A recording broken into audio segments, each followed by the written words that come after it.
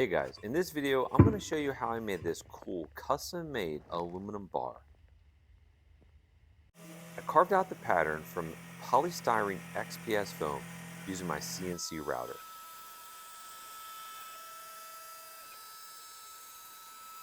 With the pattern cut out of the foam, it is now time to coat it with some drywall mud, mixed with water. I'll mix the drywall mud along with the water in a separate container and pour it over top of the foam. I'll then work the plaster around using a fine bristle brush to try to get it into all of the smaller locations of the foam. The plaster is a little thick for my liking. I really should have watered it down a little bit more. I let it set with the plaster for about 48 hours before gluing on a sprue to the top of it. This is the location where I'll be pouring the molten aluminum into the pattern. Now I'm going to start the lost foam casting process, where I bury this in sand. Unfortunately, this pattern is a little too tall for my steel drum, but stick around and see how I solve that issue. If this is your first time seeing my channel, I do this process all the time. I think it's the easiest way to really get into metal casting. You place the foam into the steel container and fill it all the way to the top with dry sand. Because the foam is taller than the steel container, I need to extend it using another steel container with a hole cut out the bottom. I'll continue filling the steel container with more dry sand all the way to the top. I'll then brush away any loose sand that's on top of the foam. For today, I'm going to be using an old crucible that I cut the bottom off of it to act as the pouring basin. I'll place that over the foam and continue filling it with more sand to lock that crucible into place. Now that the mold is complete, I need to pick out some aluminum to melt down for today's metal cast. Out of all my ingots, I decided to just grab some extruded aluminum from a previous melt. So I figured I would need 3 to 3.5 pounds of aluminum for today's metal cast. So I thought it was a good idea to just weigh these ingots to make sure I had enough metal. It's now time to head outside and load the crucible with those aluminum ingots. Some of you may be wondering why I have the sand all over my driveway. Well, that's just for safety, because I don't want to destroy my driveway in case I end up spilling any of this molten aluminum, because I've definitely done that a few times in the past.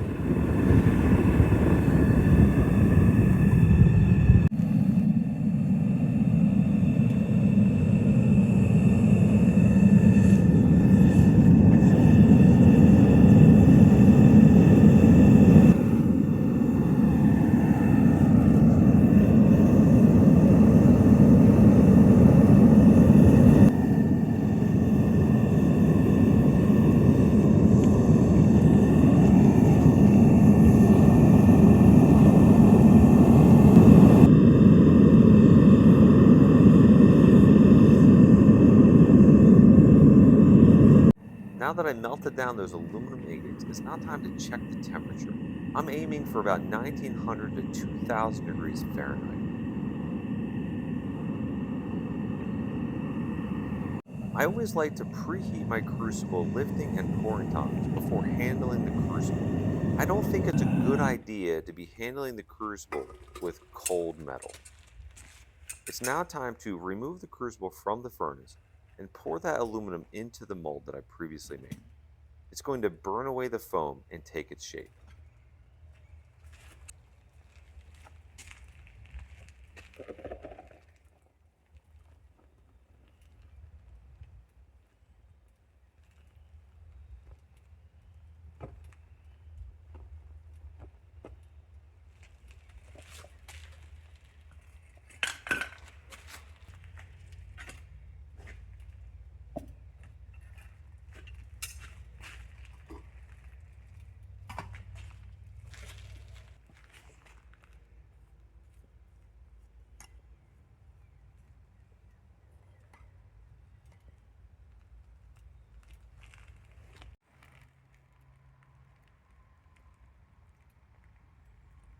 I let it set for about 20 minutes and brought the mold into the garage.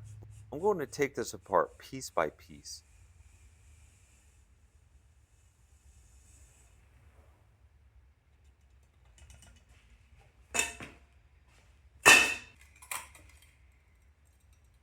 With the metal cast removed from the sand, I'm going to put into the vise and clean off the plaster residue using a Dremel tool and a wire wheel. And then I'll cut off the sprue using a hacksaw.